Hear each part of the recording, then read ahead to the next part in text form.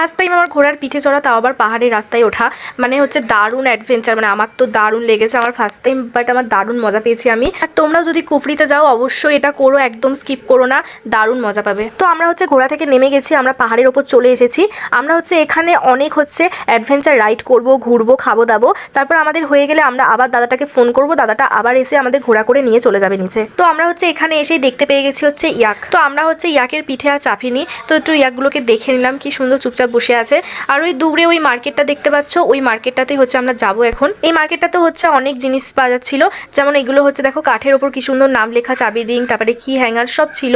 আর পেছনের দিকে দেখতে পাচ্ছ যে স্টল রয়েছে, জ্যাকেট রয়েছে, টুপি রয়েছে, অনেক কিছু ছিল এই মার্কেটটাতে। আর এই মার্কেটটাতে বাট দাম প্রচুর বলছিল এক একটা জিনিসের। তারপর খিদে পেয়ে গেছিলো, তাই চলে এসলাম একটু খেতে। আর আমি নিয়ে নিচ্ছি সিম্পল ম্যাগি। তো পাহাড়ে আসবো আর ম্যাগি খাবো না, এটা তো হতেই পারে না। মানে পাহাড়ে এসে ম্যাগি খাওয়ার মজাই আলাদা একটা। আর আমি তো এমনি ম্যাগি খেতে ভীষণ পছন্দ করি। তারপর নিয়ে নিয়েছিলাম একটা লিমকা। এরপর চলে গেছিলাম আমরা হচ্ছে এটিভি রাইডের ওখানে। তো এই এটিভি রাইডের ভিডিও আসছে পরের ব্লগে। টাটা, বাই বাই সবাইকে।